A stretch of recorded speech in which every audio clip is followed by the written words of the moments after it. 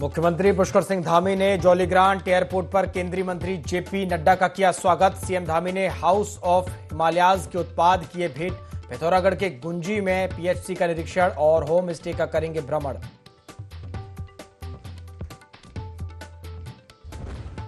वित्तीय प्रबंधन में उत्तराखंड देश में दूसरे स्थान पर। टैक्स बार एसोसिएशन ने पूर्व मंत्री प्रेमचंद अग्रवाल को दिया श्रेय। बोले बिल लाओ इनाम पाओ योजना ने बढ़ाया राजस्व।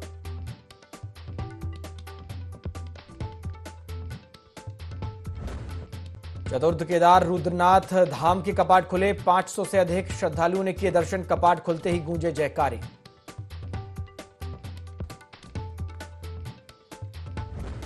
मसूरी में भीषण सड़क हादसा। टक्कर के बाद कार दुकान में घुसी। सीसीटीवी में कैद हुई घटना। हादसे की वीडियो सोशल मीडिया पर वायरल।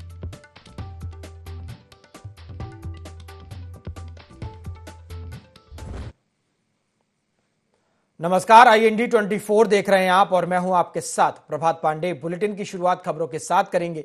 धामी सरकार की मुख्यमंत्री स्वरोजगार योजना 2.0 में 50,000 से अधिक रोजगार के अवसर उपलब्ध कराने के मामले को लेकर कांग्रेस ने आरोप लगाए।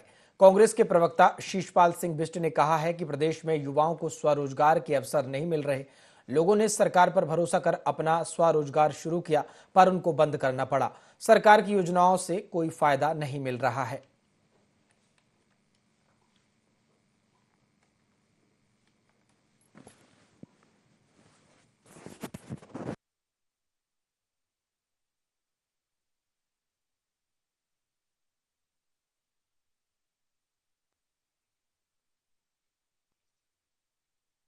को लेकर के मुख्यमंत्री जी पिछले लंबे समय से बयानबाजी कर रहे हैं, युवाओं को आश्वासन दे रहे हैं, लेकिन रोजगार कहीं सर्जित होता हुआ नजर नहीं आ रहा है। और स्वरोजगार की स्थिति भी ये है कि जिन लोगों ने सरकार पे भरोसा करके अपना स्वरोजगार शुरू किया था, आज वो जो है उसको बंद करने के लिए मजबूर हैं। रिवर माइग्रेशन इसका बड़ा उदाहरण है। तो सरकार को कोई भी अगर घोषणा करनी है, कोई भी योजना लानी है, तो पहले उसका होमवर्क पूरा करना चाहिए, लोगों को विश्वास में लेना चाहिए, उनका सुझाव लेना चाहिए, तब जाकर के योजना शुरू करनी चाहिए। क्योंकि योजनाएं अगर धरातल पर नहीं दिखेंगी, युवाओं को अगर रोजगार मिलता हुआ नजर नहीं आएगा, युवा पलायन के लिए अगर मजबूर होंगे, तो निश्चित तौर पर सरकार की घोषणाओं के कोई फायदे नहीं है, ना कोई मायने। आगे बढ़ेंगे। भारतीय सेना ने ऑपरेशन सिंदूर के तहत न सिर्फ पहलगाम आतंकी हमलों का बदला लिया, बल्कि पाकिस्तानी सेना को भी कड़ा सबक सिखाया, जिसके बाद से देश भर में सेना के सम्मान में शौर्य यात्राएं निकाली जा रही हैं। उत्तराखंड में भी बीजेपी महिला मोर्चा अब सिंदूर यात्रा निकाल रही है, जिसको लेकर राज्य मंत्री मधु भट्ट ने कहा है कि सिंदूर महिलाओं के सुहाग का प्रतीक होता है और जिस तरह से आतंकवाद के खिलाफ लड़ाई का नाम ऑपरेशन सिंदूर रखा गया और उसकी शक्ति का भी भारतीय सेना ने प्रदर्शन किया, उससे देश का सर गर्व से ऊंचा हो गया। इसलिए महिला मोर्चा सेना के सम्मान में यह यात्रा निकाल रही है। ऑपरेशन सिंदूर ये एक माननीय प्रधानमंत्री नरेंद्र मोदी जी का आभार और धन्यवाद करते हैं, जिस प्रकार से उन्होंने जो महिलाओं का जो एक बहुत ही अमूल्य उनका जो उनका श्रृंगार होता है सिंदूर, उसका नाम देकर और उन आतताइयों के ठिकानों पर वार करके उनको सैनिकों ने हमारी जो माताएं थी, बहनें थी, उनकी रक्षा के लिए जो उन्होंने जो बदला लिया, उसके लिए उन सैनिकों का आभार और धन्यवाद करने के लिए हमारी जो महिला मोर्चा की जो बहनें हैं, जो हमारी अन्य बहनें हैं, सभी लोग उन वीर सैनिकों का धन्यवाद करने के लिए ये जो तिरंगा यात्रा निकाल रही हैं। पुलिस विभाग ने लोगों की त्वरित मदद के लिए 112 सेवा चलाई हुई है, ताकि लोगों को दुर्घटना में तत्काल पुलिस की मदद मिल सके। लेकिन लोहाघाट उपजिला चिकित्सालय के वार्ड बॉय दिनेश कुमार को 112 की मदद लेना भारी पड़ गया। 112 कर्मियों ने दिनेश की मदद करना छोड़ उल्टा उसकी पिटाई कर दी, जिससे दिनेश कुमार के कान में चोट आई है। लोहाघाट उप जिला चिकित्सालय के वार्ड बॉय दिनेश कुमार ने बताया कि रेगांव क्षेत्र से कुछ लोग छात्रा को उपचार के लिए अस्पताल लाए हुए थे। उनमें से 3 लोग शराब के नशे में थे और उसके साथ मारपीट की, जिसके बाद उसने 112 को मदद के लिए फोन किया, लेकिन मौके पर पहुंचे 112 के पुलिसकर्मियों ने भी बिना कुछ पूछे मारपीट करना शुरू कर दी। ड्यूटी में था, रात को 11:30 बजे एक पेशेंट आए, उसके साथ 3-4 शराबी आदमी आए थे। उसने यहाँ बाहर से कहा वो इस टीचर को अंदर को ले जा। मैंने कहा सर अंदर को लिया, उसके बाद हमारी गारंटी होती है, हम तुम्हें हाथ लगाने की जरूरत नहीं पड़ेगी, हम देख लेंगे। इतने में दूसरा सर्वे आया, मेरे लिए यहाँ भीड़ने लग गया यहाँ पर कैमरे के सामने ही। इतने में हमारे गार्ड साहब आ गए। गार्ड साहब ने जैसे तैसे हो गया, मैं उनने मेरे से कहा कि ड्यूटी अपने अंदर कमरे में चले जाओ। मैं अपने कमरे में बैठ गया। फिर मैंने कमरे से 112 में फ़ोन किया, तो वहाँ से आते ही पुलिस वालों ने ग्राम प्रधान के कहने पर मेरे को डायरेक्ट यहाँ मेरे कान में मारी। अभी सूजन आई है इसमें और आवाज़ भी नहीं सुनाई दे रही कुछ भी यहाँ इस कान से। मसूरी में सड़क हादसा हुआ, जहां तेज रफ्तार गाड़ियों में जबरदस्त भिड़ंत हो गई। इस दौरान एक गाड़ी दुकान में जा घुसी। गनीमत रही कि इस हादसे में सभी लोग सुरक्षित बच गए। ये पूरा हादसा सीसीटीवी में कैद हो गया है, जिसका वीडियो भी सोशल मीडिया पर वायरल हुआ है।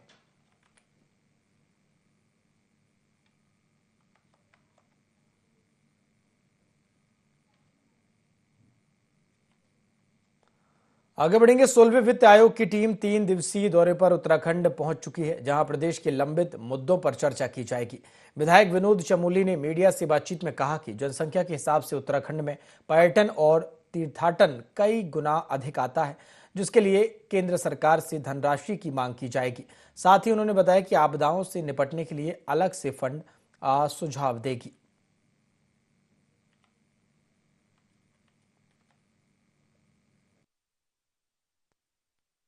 हमारी एस्पिरेशंस हैं कि हम स्टेट को बहुत आगे ले जाना चाहते हैं, तो उसके लिए हमको काफी अधिक सपोर्ट सिस्टम की जरूरत पड़ती है। तो जैसे कुछ विशेष चीजें मैं उसमें जोड़ने जा रहा हूँ कि हम लोग यात्रा प्रदेश हैं। प्रतिवर्ष हमको 4 धाम यात्रा का आयोजन करना पड़ता है और कांवड़ का आयोजन करना पड़ता है। धार्मिक तमाम समय समय पर यहाँ पर लोग जुड़ते हैं, हरिद्वार में जुड़ते हैं, ऋषिकेश में जुड़ते हैं, पर्वतीय क्षेत्र में आना जाना होता है। साथ ही हमारा ये पर्यटन का क्षेत्र भी है, तो साथ ही पर्यटन का क्षेत्र भी है। और मेरा ये मानना है कि जब हम कुंभ में पैसा देते हैं तो हमको यात्रा के लिए भी अतिरिक्त सपोर्ट सिस्टम चाहिए होता है। और पूरे देश से लोग आते हैं, विदेश से लोग आते हैं। आगे बढ़ेंगे। रुड़की के सरकारी स्कूलों में कार्यरत सैकड़ों भोजन माताओं ने सरकारी स्कूलों में वेतन वृद्धि की मांग को लेकर ज्वाइंट मजिस्ट्रेट कार्यालय पर जोरदार प्रदर्शन करते हुए ज्ञापन सौंपा। उन्होंने नारेबाजी करते हुए कहा कि उनसे स्कूलों में झाड़ू लगाने और शौचालय साफ करने जैसे अतिरिक्त काम कराए जाते हैं, जिसे वे बर्दाश्त नहीं करेंगी। भोजन माताओं ने ज्ञापन में मांग की कि मिड डे मील की ठेका प्रथा तुरंत खत्म की जाए और उनका मानदेय हर माह के प्रथम सप्ताह तक दिया जाए। साथ ही दुर्घटना में घायल होने पर 5 लाख रुपए का बीमा और 60 वर्ष की आयु पर आधी पेंशन दी जाए। उन्होंने स्कूलों की रसोई में पारंपरिक चूल्हे बंद कर गैस उपलब्ध कराने और बच्चों की अनिवार्यता खत्म करने की भी अपील की। राजनीतिक कारणों से भोजन रसोइयों को हटाए जाने पर रोक लगाने की भी मांग की गई।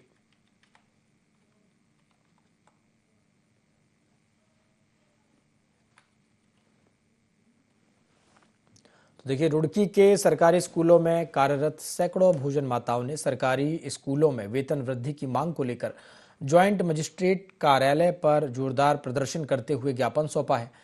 उन्होंने नारेबाजी करते हुए कहा है कि उनसे स्कूलों में झाड़ू लगाने और शौचालय साफ करने जैसे अतिरिक्त काम कराए जाते हैं, जिसे वे बर्दाश्त नहीं करेंगी। भोजन माताओं ने ज्ञापन में मांग की है कि मिड डे मील की ठेका प्रथा तुरंत खत्म की जाए और उनका मानदेय हर माह के प्रथम सप्ताह तक दिया जाए। इसके अलावा दुर्घटना में घायल होने पर 5 लाख और का बीमा और 60 वर्ष की आयु पर आधी पेंशन भी दी जाए। तमाम मांगे भोजन माताओं ने की हैं। संगठन इस चीज का बहिष्कार करता है, केवल इनको खाना बनाने के लिए रखा जाए, ना कि शौचालय और झाड़ू लगाने के लिए। और भी मांगे हैं। हमारा 3000 वेतन है और हम लोगों से 11 महीने काम कराया जाता है। 1 महीने का पैसा हमें बिल्कुल नहीं दिया जाता, जो जून में छुट्टी पड़ती है। लेकिन उसमें भी बुला करके स्कूल खुलवाया जाता है, क्लासरूम साफ करवाए जाते हैं, शौचालय साफ करवाए जाते हैं, जो भी स्कूल में घास होता है वो कटवाया जाता है। इस चीज को ना कराया जाए। जब हमें जून का पैसा नहीं देते हैं तो उसमें हमारे से काम ना कराए, ना हमें स्कूल बुलाए। आधे से ज्यादा तो टीचर मोबाइल में लगे रहते हैं। मैंने खुद जा करके देखा है, स्कूलों में व्यवस्था बिल्कुल भंग है। टीचर फोनों पे लग रहे हैं, या फिर सर्दियों में चले जाए तो वहाँ पे मैडम जो है स्वेटर बुनती दिखा देंगी, बच्चे उनके खेल रहे हैं, उन्हें पता ही नहीं चला उनके स्कूल में कौन घूम के चला गया। हम सरकारी स्कूल विद्यालय में काम करते हैं, भोजन बनाने के लिए लगाया गया था। फिर भी वहाँ हम सुबह सुबह झाड़ू भी लगाते हैं, जाकर पूरी क्लास में भी पूरे प्लाट में लगाते हैं झाड़ू जितना है। अच्छा, उसके हम खाना बनाना से लगाएगा तो फिर हमारे पे झाड़ू क्यों लगवाते हैं? फिर हमें 3000 रुपये देते हैं। बोले उनमें क्या होता है 3000 में? नहीं, इसमें कोई लिखा हुआ नहीं है कि भोजन माता झाड़ू भी लगावे, साफ सफाई करे, क्या किसी की। हमने सिर्फ भोजन बनाने के लिए लगाएगा था, तो हमें खाना बनाने के लिए लगाएगा तो हम खाना बनाएंगे और फालतू काम नहीं करेंगे किसी का भी। स्कूल में है आज ये धरना इसलिए रखा गया है, भोजन माताओं से खाना बनाने से अलावा और भी उनसे बहुत सारे काम करे जाते हैं, जैसे डस्टिंग करना, जाले झाड़ना, और उनसे उनको जो छुट्टियां पड़ती है, कावड़ों की हो गई, सर्दियों की हो गई, तब भी उनको बुलाया जाता है। तो इस पर्पज़ में आज एक तो हमारी सैलरी बढ़नी चाहिए और ऊपर से ये काम खत्म होना चाहिए, और अगर हम नहीं करते तो हमें बोलते हैं कि आपको हटाया जाएगा, जाओ अपने घर जाओ। अगला कदम हमारा फिर हम और धरना रखेंगे, आगे जाएंगे, हम प्रशासन शासन में जाएंगे। जून में हमने फिर धरना रखा है, वहाँ पर जाएंगे, हड़ताल वगैरह भी करेंगे इस चीज़ में। छोटे राज्यों की वित्तीय स्थिति के मामले में उत्तराखंड ने गोवा के बाद दूसरा स्थान प्राप्त किया। इस उपलब्धि का श्रेय टैक्स बार एसोसिएशन ने उत्तराखंड के पूर्व कैबिनेट मंत्री प्रेमचंद अग्रवाल को दिया। टैक्स बार एसोसिएशन ने पूर्व मंत्री प्रेमचंद अग्रवाल को इस उपलब्धि के लिए सम्मानित किया। पूर्व मंत्री प्रेमचंद अग्रवाल ने इसे राज्य के लिए गर्व की बात बताई। उन्होंने कहा कि उत्तराखंड के मुख्यमंत्री पुष्कर सिंह धामी के नेतृत्व में भविष्य में राज्य पहले नंबर पर स्थान प्राप्त करेगा। यह उपलब्धि राज्य के मजबूत वित्तीय अनुशासन, पारदर्शी प्रशासन और विकासोन्मुखी नीतियों का परिणाम है।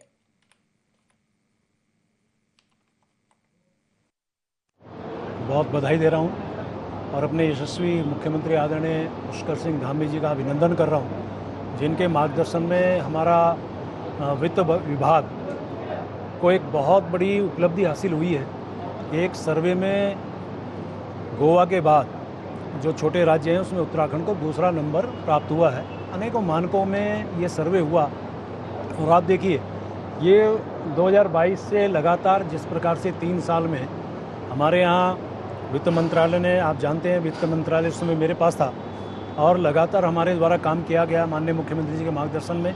ऐसे राजस्व बढ़ाए जाए, कैसे जीएसटी बढ़ाया जाए, चाहे बिल लाओ इनाम पाओ स्कीम को लॉन्च करना रहा हो, चाहे हमें अनेकों और काम करने रहे हों, हमने काम किए और वित्तीय अनुशासन को हमने बड़े अच्छे ढंग से यहाँ पे उसको लागू किया और मैं कह सकता हूँ कि राजस्व वृद्धि भी हुई। उसके साथ साथ जो हमारा राजकोषीय घाटा था उसको नियंत्रित करने का काम किया। उत्तराखंड में चारधाम यात्रा सुचारू रूप से चल रही है। चारधाम यात्रा में भारी संख्या में तीर्थयात्री पहुंच रहे हैं। उत्तराखंड सरकार तीर्थयात्रियों को बेहतर सुविधाएं मुहैया कराने के लिए लगातार ठोस प्रयास कर रही है। सभी तीर्थ स्थलों में तीर्थयात्रियों के दर्शन के लिए बेहतर प्रबंध किए गए। 30 अप्रैल को गंगोत्री और यमुनोत्री के कपाट खोले गए थे। 2 मई को केदारनाथ धाम और 4 मई को बद्रीनाथ धाम के कपाट खोले गए। केदारनाथ की विधायक आशा नौटियाल ने बताया कि केदारनाथ यात्रा सुचारू रूप से चल रही है। हालांकि कुछ दिन पहले घोड़े खच्चरों के स्वास्थ्य को लेकर यात्रा बीच में सुचारू रूप से नहीं चल पाई। वहीं अब कुछ दिनों से यात्रा व्यवस्थित तरीके से चल रही है। लोगों की संख्या आप सुन ही रहे होंगे, आप ही लोगों के माध्यम से डेली मीडिया में भी आ रहा है। और हमारे जो केदारनाथ की यात्रा है थोड़ा अव्यवस्थित रही घोड़े खच्चर बीमार होने की वजह से, लेकिन पिछले 3-4 दिनों से बहुत व्यवस्थित तरीके से यात्रा चल रही है। घोड़े खच्चर सुचारू रूप से वहाँ पर चल रहे हैं और बहुत जो व्यवस्थाएं हैं उसके लिए मैं माननीय मुख्यमंत्री जी का बहुत आभार व्यक्त करना चाहूँगी। जो श्रद्धालु केदारनाथ में आने वाले हैं वो बहुत ही प्रसन्नता के साथ यात्रा कर रहे हैं और अपना सुगम और सरल जो यात्रा माननीय मुख्यमंत्री जी ने और सभी लोगों ने मिलकर बनाई है उसका आनंद लेके और भगवान भोलेनाथ का आशीर्वाद लेके लोग जा रहे हैं। उत्तरकाशी में जहां मां यमुना के पावन धाम यमुनोत्री में भक्तों की भारी भीड़ होती है, जहां एक और लोग यमुना के पावन तट पर स्नान करते हैं। महिला श्रद्धालु बड़ी संख्या में मां यमुना में वस्त्र, श्रृंगार और पूजा सामग्री को नदी में प्रवाहित करती हैं, जिससे नदी में गंदगी फैलती है, जिसको लेकर गंगा विचार मंच के स्वयंसेवकों द्वारा अभियान चलाया जा रहा है। इसके अलावा श्रद्धालुओं से मां यमुना की स्वच्छता एवं पवित्रता बनाए रखने की अपील भी की जा रही है।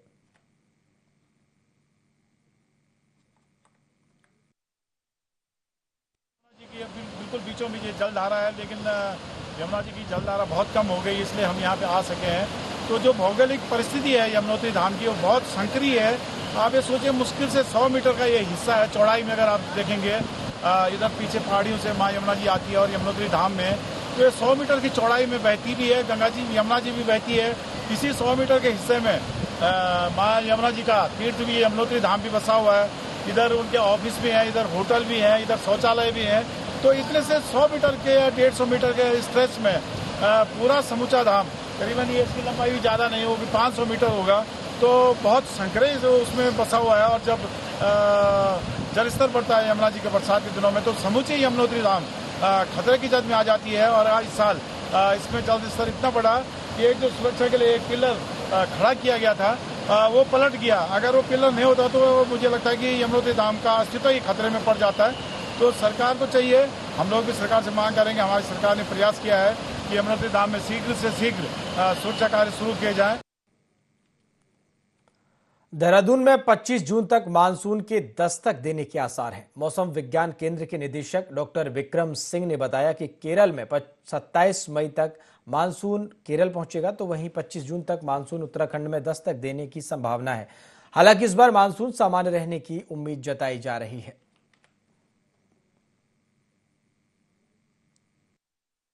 देखिए, जून से शुरुआत होती है।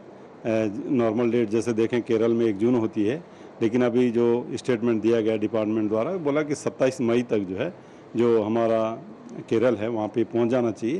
तो जो मॉडल एरर उसमें 4 डेज तक का है, लेकिन जो डेट एक दी गई हो 27 मई तक में बोला कि वहाँ पहुँचेगा। फिर वहाँ से यहाँ तक पहुँचने में करीब करीब 25 दिन जो है लगते हैं आपके, 24 से 25 दिन। तो हमारी जो नॉर्मल डेट है 25 के आसपास है। तो अगर एक नॉर्मल से मानसून चलता है तो यहाँ पे भी 2-1 दिन पहले पहुँच सकता है। अदरवाइज जो हमारे जैसे जो नॉर्मल डेट है तो वो 25 जून के आसपास है जी। आगे बढ़ेंगे। उत्तराखंड के रुद्र हिमालय क्षेत्र में स्थित चतुर्थ केदार श्री रुद्रनाथ मंदिर के कपाट खुले। इसके साथ ही श्रद्धालुओं ने आज सुबह ब्रह्म मुहूर्त में वैदिक मंत्रोच्चार के साथ भगवान शिव के एकाकर्ण स्वरूप के प्रथम दर्शन किए। ग्रीष्म काल में अगले 6 महीने तक श्रद्धालु दुर्गम पथ तय कर पनार बुग्याल से लेकर पुंग बुग्याल तक शिव जी की नियमित पूजा अर्चना और दिव्य अनुभव का पुण्य लाभ प्राप्त कर सकेंगे।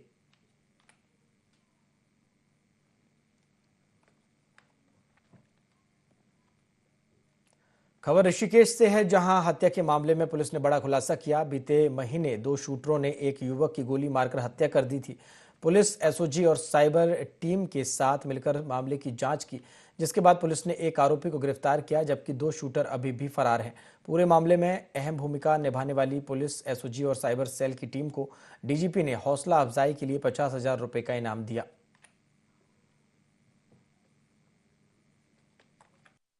वैली सोसाइटी में एक नितिन देव नामक व्यक्ति की गोली मारकर 2 शूटरों के द्वारा हत्या कर दी गई थी।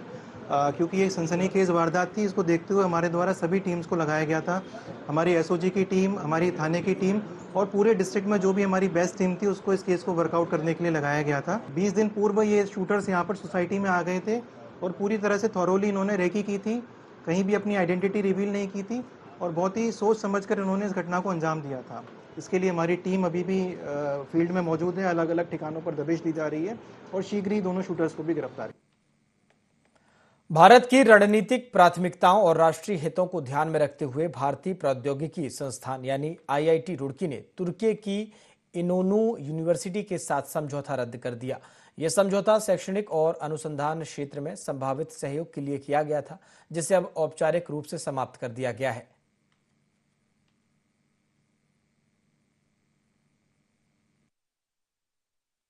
हमारी ही अपनी अगर जो परंपरा है या हमारे उस पर ही अटैक करता है देश पे, तो हम उसको बर्दाश्त भी नहीं करते हैं। तो इसी को ध्यान में रखते हुए, क्योंकि हमें ऐसा प्रतीत हुआ या महसूस हुआ कि कुछ जो ऐसे देश हैं जो आतंकवाद को बढ़ावा दे रहे हैं या उनके साथ सपोर्ट करते हैं, जब कोई इस तरह की सिचुएशन आती है तो उनके साथ हम कोई इस तरह का संबंध नहीं रखना चाहते। जहाँ साइंस एंड टेक्नोलॉजी की बात जब हम कर रहे हैं तो वो पूरे राष्ट्र, पूरे विश्व के लिए है और वो सब विश्व के कल्याण के लिए है। तो उसको ध्यान में रखते हुए ही हम रिसर्च करते हैं। तो अगर कोई देश आतंकवाद को बढ़ावा देता है या अगर उससे जो आतंकवाद को फैला रहे हैं उनको सपोर्ट करेगा, तो इन लोगों के साथ हमारा भी कोई संबंध नहीं है। भाजपा के राष्ट्रीय अध्यक्ष जेपी नड्डा आज पिथौरागढ़ पहुंच गए हैं। राज्य मंत्री मधु भट्ट का कहना है कि कार्यकर्ताओं में खासा उत्साह देखा जा रहा है। राष्ट्रीय अध्यक्ष के आगमन पर कई कार्यक्रमों का आयोजन किया जाएगा, जिसमें भाजपा के राष्ट्रीय अध्यक्ष जेपी नड्डा शामिल होंगे। उनका कहना है कि वाइब्रेट विलेज के तहत कार्यक्रम का आयोजन होगा। जनसंवाद के कार्यक्रम में नड्डा शामिल होंगे। साथ ही स्थानीय लोगों से बातचीत करने के साथ ही सेना के जवानों से भी वो मुलाकात करेंगे। जी जो है सीमांत क्षेत्र में गुंजी में आ रहे हैं। वाइब्रेंट विलेज ये हमारी जो कार्यक्रम है और माननीय नड्डा जी जो है सीमांत के हमारे जितने भी सैनिक हैं उनसे मिलेंगे, गांव वालों से मिलेंगे और निश्चित रूप से जो सीमांत क्षेत्र की जो समस्याएं हैं उनका निराकरण होगा। एक बहुत बड़ा संदेश है कि हमारे जो वीर सैनिक हैं, जो लगातार जिन्होंने जिस प्रकार की शौर्य गाथाएं लिखी हैं, अभी जो हमारी तिरंगा यात्रा जो चल रही है उसके तहत भी एक बहुत बड़ा मैसेज जो है राष्ट्रीय जो हमारा सर्वोपरि है, जो राष्ट्र सर्वोपरि है, उसके तहत जो हमारे वीर सिपाही जो मातृभूमि की रक्षा के लिए अपने प्राणों को भी न्यौछावर करते हैं, उनके प्रति भी एक हमारी सच्ची वो जो है वो श्रद्धांजलि भी है। शिक्षा, स्वास्थ्य और सहकारिता मंत्री जनपद चमोली के प्रभारी मंत्री डॉक्टर धन सिंह रावत की अध्यक्षता में कलेक्ट्रेट सभागार में वार्षिक जिला योजना की बैठक संपन्न हुई। बैठक में वित्तीय वर्ष 2025-26 की वार्षिक जिला योजना में 74 करोड़ 28 लाख का परिव्यय अनुमोदित किया गया। साथ ही सभी जनप्रतिनिधियों के प्रस्ताव शामिल करने पर जिला प्रशासन को बधाई दी गई। साथ ही जनपद में गरीब और अनाथ बच्चों के लिए छात्रावास देने की बात कही गई। उन्होंने खेल विभाग के जरिए कई प्रकार की गतिविधियों को लेकर खेल कैलेंडर बनाने के निर्देश दिए।